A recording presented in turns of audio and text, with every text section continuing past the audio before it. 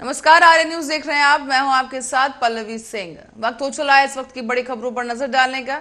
शुरुआत करते हैं गाजीपुर से, जहां से खबर सामने आ रही है। सुबसपा अध्यक्ष ओम प्रकाश राजभर ने एक बड़ा बयान दे दिया है। ओबी राजभर ने सीएम योगी आदित्यनाथ से रामगोपाल यादव की भेंट पर यह बयान देते हुए कहा है कि रामगोपाल यादव भूमाफिया की पैरवी करने गए। उन्होंने सवाल भी खड़ा किया कि क्या सिर्फ रामगोपाल के समधी ही उत्पीड़न का शिकार है। ओपी राजभर ने कहा है कि आजम खान समेत तमाम मुस्लिम भी उत्पीड़न का शिकार हुए हैं। साथ ही विभिन्न जातियों के लोग भी उत्पीड़न का शिकार हुए हैं। और मीडिया के सवाल का जवाब देते हुए ओम प्रकाश राजभर ने गायिका फरमानी नाज को लेकर भी फतवा जारी किए गए को लेकर उस पर बयान दिया है। उन्होंने कहा कि कलाकार किसी जाति या धर्म का नहीं होता, लेकिन कुछ जीव सिर्फ विरोध कर इस दुनिया में जिंदा है। माननीय मुलायम सिंह जी के जो समधी ने कहा है वो सही है कहा है। भाई, पूरे उत्तर प्रदेश में अगर उत्पीड़न की बात हो रही है तो अखिलेश यादव जी कहा करते हैं कि पूरे उत्तर प्रदेश में पिछड़ों के साथ अन्याय हो रहा है।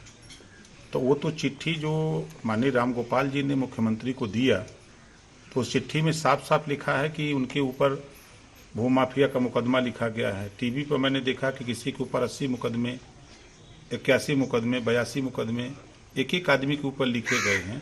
ऐसे भू माफिया की पैरवी करने माननीय रामगोपाल जी जा रहे हैं। और सपा के ट्विटर हैंडल से ये ट्वीट होता है कि कार्यकर्ताओं के साथ उत्पीड़न हो रहा है। तो भाई, खाली रामगोपाल के समधिए तो नहीं न हैं उत्पीड़न के शिकार।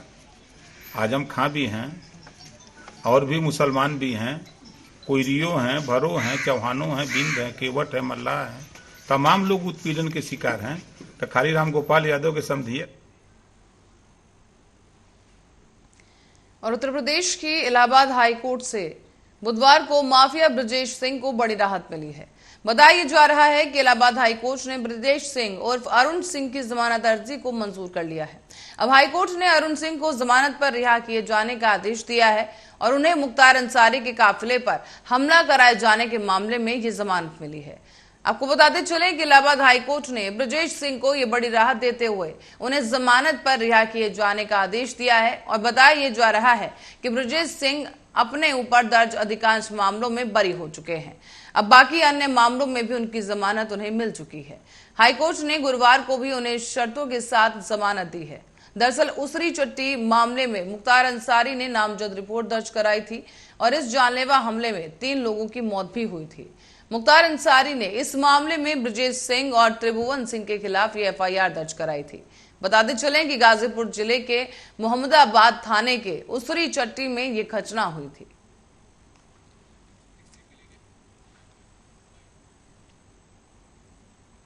और अमेरिका की प्रतिनिधि सभा की अध्यक्ष नैन्सी पेलोसी बुधवार को यानी 3 अगस्त को ताइवान से जा चुकी हैं, लेकिन चीन एक्शन में आ गया है। चीन ने ताइवान पर कई तरह के आर्थिक प्रतिबंध लगा दिए हैं और इसी बीच ताइवान के रक्षा मंत्रालय ने जानकारी साझा की कि उनकी वेबसाइट कुछ देर के लिए हैक कर ली गई। माना जा रहा है कि इस हैकिंग को चीन के हैकरों ने अंजाम दिया है। हालांकि इस बात की कोई पुष्टि नहीं हो पाई है। फिलहाल ताइवान अपने क्षेत्र के साइबर सुरक्षा बढ़ाने के लिए अन्य अधिकारियों के साथ मिलकर काम कर रहा है। इससे पहले इसी हफ्ते की शुरुआत में भी ताइवान के राष्ट्रपति कार्यालय समेत कई सरकारी वेबसाइटों को साइबर हमले की चपेट में आते हुए देखा गया था। कुछ अधिकारियों का यह भी मानना है कि ये वेबसाइट चीन और रूस के हैकर्स द्वारा हैक की गई थी। दरअसल नैन्सी पेलोसी के ताइवान दौरे के बाद से ही चीन की तिलमिलाहट इतनी बढ़ गई है कि ताइवान सीमा पर ड्रैगन ने घातक हथियार गरजने शुरू कर दिए हैं। और चीनी विदेश मंत्री ने ताइवान और अमेरिका को टारगेट करते हुए कहा है कि बीजिंग को नाराज करने वालों की खैर नहीं।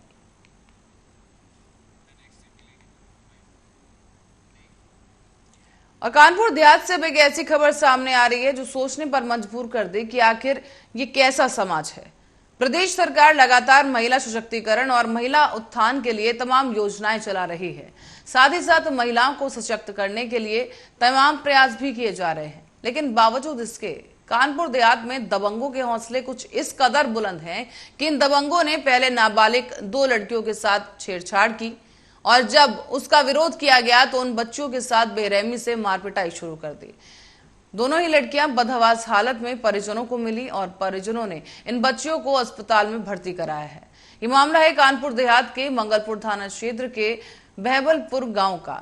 ये तस्वीरें देर रात की बताई जा रही हैं, जब गांव के ही दबंग मोहित यादव नाम के इस आरोपी ने अपने कुछ साथियों के साथ मिलकर 2 नाबालिग बहनों को पहले छेड़ा, जिसका जब इन बहनों ने विरोध किया तो इन दोनों बहनों को काफी देर तक पीटा गया। बता दें आपको कि आरोपी मारपीट कर मौके से फरार हो गए हैं। इतना ही नहीं बल्कि आरोप ये भी है कि इन दबंगों ने मारपीट के दौरान असले से 2 राउंड फायरिंग भी की है। आज शाम 8 बजे लगभग हमारी बहन के साथ बदतमीजी की, छेड़छाड़ करने जब उसका हमने विरोध किया तो वो सब लोग मारपीट पर उतारू हो गए। इसके बाद चंदमान बाबा फौजी आए, 4 राइफलें 4 फायरिंग की 4, और उसके परिवारजन के आए, वो सब लाठी डंडों से मारपीट शुरू कर दी। सब बहन से बदतमीजी कर रहे थे। उसका विरोध करने पर गांव बहबलपुर में ये बदतमीजी हुई है। 4 लोग घायल हुए हैं, इसमें 4 लोगों की डॉक्टरी हो गई है। बच्चों और थाना मंगलपुर के गांव बहबलपुर में कल शाम को मारपीट की एक घटना हुई थी, जिसमें घायलों को इलाज के लिए अस्पताल भिजवाया गया था जरूरी चिट्ठी के साथ। कल उन लोगों ने कोई तारीख नहीं दी। आज कुछ नए तथ्यों के साथ उन लोगों ने तारीख दी है, इस पर जांच कर। और खबर अब लखनऊ से है, जहां पर एयरपोर्ट पर कस्टम विभाग को बड़ी कामयाबी मिली है। बड़ी खबर की ओर रुख कर रहे हैं, आपको बताते चलें कि लखनऊ से खबर है, जहां पर लखनऊ एयरपोर्ट पर कस्टम विभाग को बड़ी सफलता हाथ लगी है। कस्टम विभाग की टीम ने यहां पर 6 गोल्ड बार्स जब्त कर लिए हैं और जब्त किए गए सोने की कीमत करीब 36 लाख रुपए बताई जा रही है। आपको बता दें 36.60 लाख रुपए इसकी कुल कीमत आंकी जा रही है। हालांकि काले टेप से लिपटे और काली पॉलिथीन में छुपाकर इस गोल्ड बार को लाया गया था। बताया जा रहा है कि कस्टम विभाग को इमिग्रेशन एरिया के रखे हुए डस्टबिन में लावारिस तौर पर पड़े हुए 6 गोल्ड बार्स मिले हैं। बड़ी खबर इस वक्त की आपको बता दें कि लखनऊ की कस्टम विभाग की टीम को एयरपोर्ट पर यह कामयाबी हासिल हुई है, जहां पर सोने के 6 बार्स बरामद किए गए। बताया जा रहा है कि इमिग्रेशन एरिया में रखे हुए डस्टबिन में लावारिस तौर पर ये 6 गोल्ड बार्स पड़े हुए मिले हैं।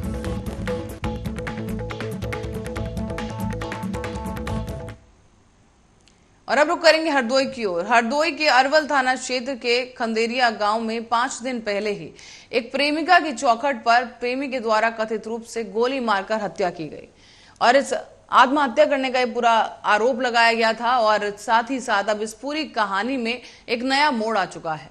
बताया जा रहा है कि युवक ने खुद को गोली नहीं मारी थी, बल्कि उसके हत्या प्रेमिका के घर वालों ने की थी। पोस्टमार्टम रिपोर्ट में खुलासा हुआ है और इसी खुलासे के बाद अब मृतक के पिता ने तहरीर देकर युवक की प्रेमिका और उसके माता पिता समेत उसके चाचा पर हत्या की रिपोर्ट दर्ज कराई है। दरअसल पोस्टमार्टम रिपोर्ट में बताया गया है कि प्रेमी की 2 फीट दूर से गोली लगने से मौत हुई है, जो कि पीछे पीठ पर लगी थी और आगे सीने के पास से निकली थी। अब पुलिस इसको अभी तक आत्महत्या मानकर घटना की जांच कर रही थी, लेकिन पोस्टमार्टम रिपोर्ट आने के बाद इस घटना में एक नया मोड़ आ गया है और अब इस हत्या का जो मुकदमा है वो दर्ज कर पुलिस अब नए सिरे से जांच कर रही है। दरअसल एएसपी दुर्गेश कुमार सिंह ने बताया है कि पोस्टमार्टम रिपोर्ट में हत्या की पुष्टि के बाद से पूरी घटना में नए सिरे से जांच पड़ताल की जा रही है। साथ ही साथ मृतक के पिता की तहरीर पर उसकी प्रेमिका और माता पिता समेत चाचा को नामजद कर मुकदमा दर्ज किया गया है। और एएसपी ने ये भी बताया कि जल्द ही इस घटना का खुलासा कर आरोपियों को गिरफ्तार किया जाएगा। दीपक उर्फ संतोष ये बल्लावा क्षेत्र का रहने वाला है। इसका प्रेम प्रसंग खंदेरिया अरवल में एक लड़की से था और परिजनों का आरोप है कि लड़की के बुलाने पे वहाँ गया था और वहाँ पे इन लोगों ने गोली मार के इसकी हत्या की है। पोस्टमार्टम रिपोर्ट के आधार पे और इनकी तहरीर के आधार पे इस पर मुकदमा पंजीकृत किया जा रहा है।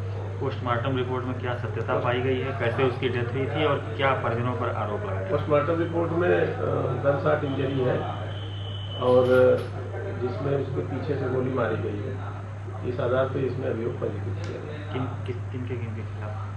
जैसा कि मृतक के पिता ने 4 लोगों को नामजद किया है, युवती के पिता, चाचा और उसकी मां पे 4 लोग को नामजद है।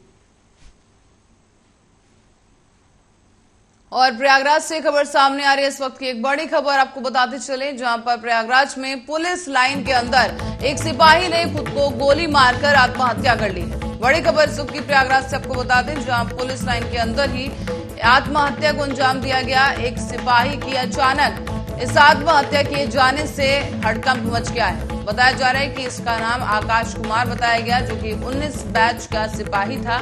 पुलिस के आला अधिकारी भी मौके पर पहुंच चुके हैं और अब इस पूरे प्रकरण की जांच की जा रही है।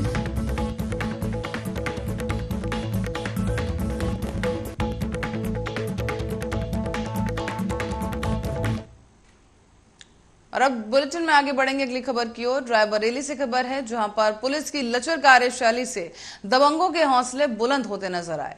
अपराधियों में अब पुलिस का मानो कोई खौफ नहीं रहा है और बेखौफ दबंगों ने एक घर में घुसकर मारपीट की घटना को अंजाम दिया और मारपीट करने के बाद ये दबंग मौके से फरार होने में सफल रहे हैं। दबंगों के द्वारा पहले घर में घुसकर मारपीट की गई और इसी मारपीट का वीडियो भी अब सोशल मीडिया पर वायरल हो रहा है। मारपीट का वीडियो वायरल होते ही पुलिस विभाग में हड़कंप मचा और ये घटना लालगंज कोतवाली क्षेत्र के अंतर्गत कस्बे के स्थित रेलवे स्टेशन के पास की बताई जा रही है।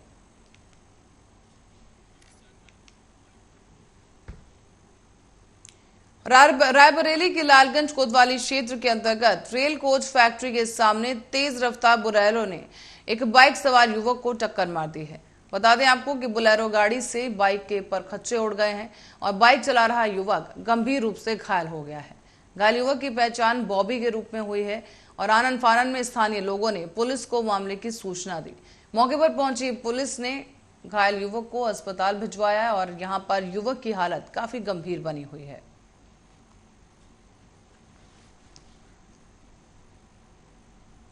और मौसम की बेरुखी से परेशान किसान अब प्रशासन से भी उम्मीद खो चुके हैं। दरअसल धान की फसल के लिए जीतने का पानी जितनी जरूरत है उतनी बारिश नहीं हुई है और यही वजह है कि किसान नहरों से उम्मीद लगाए हुए थे। अब नहरों में पानी न आने की वजह से किसान के सब्र का बांध टूट गया है। प्रशासनिक लापरवाही से नाराज किसानों ने आज सदर विधानसभा के राही ब्लॉक में जमकर विरोध प्रदर्शन किया है। रघुनाथपुर कटेली गांव के किसानों का कहना है कि 3 दशक से उनके खेतों तक जो डाल नहर पानी ले जाती थी, अब साफ सफाई ना होने की वजह से वो सूखी पड़ी है। किसानों की ज्यादा नाराजगी इस बात से है कि सिंचाई विभाग के अधिकारियों ने डीएम को भी गलत जानकारी दी है। किसानों ने साफ कहा है कि जब तक इस नहर में पानी नहीं आएगा वो हर रोज प्रदर्शन करेंगे। मैं यहाँ तो चुना हुआ आज रघुनाथपुर कटेली के समस्त किसान भाइयों ने मुझे अवगत कराया कि मेरे ग्राम सभा में पानी की बड़ी दिक्कत है। ये जानकारी मिलते ही मैं किसानों के साथ यहाँ एकत्रित हुआ, अपनी बात रख रहा हूँ। यहाँ सारघा नहर सामने आपको दिखाई पड़ रहा है, बगल में कुलाबा है। यहाँ पर अधिकारियों द्वारा बहुत ही गुमराह किया जा रहा है यहाँ की जनता को, यहाँ के किसानों को। यहाँ की नहर जो है एकदम पटी पड़ी है, सब काम कागजों पे हो रहा है, मौके पर किसी प्रकार का कोई कार्य नहीं हो रहा है। मैं जनता और लहरपुर सीतापुर मार्ग पर गणेशपुर नर्सरी के पास आमने सामने मोटरसाइकिलों की भिड़ंत हो गई। एक की मौके पर ही मौत हो गई है तो वहीं इस हादसे में 2 लोग घायल बताए गए। बता दें आपको कि खैराबाद से 23 साल के जमीर बेग और सतार बेग मोहल्ला के रहने वाले बताए गए।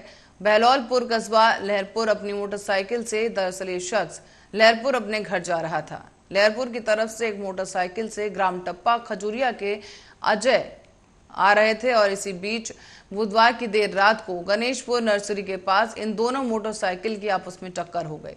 मौके पर रमेश की मौत हो गई है जबकि अजय और जमीर गंभीर रूप से घायल हो गए।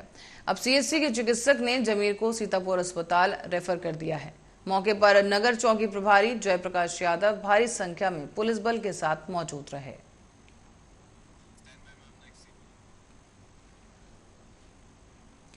और हर हर शंभू गाने वाली मुस्लिम महिला सिंगर फरमानी नाज के समर्थन में राज्य महिला आयोग भी उतर आया है।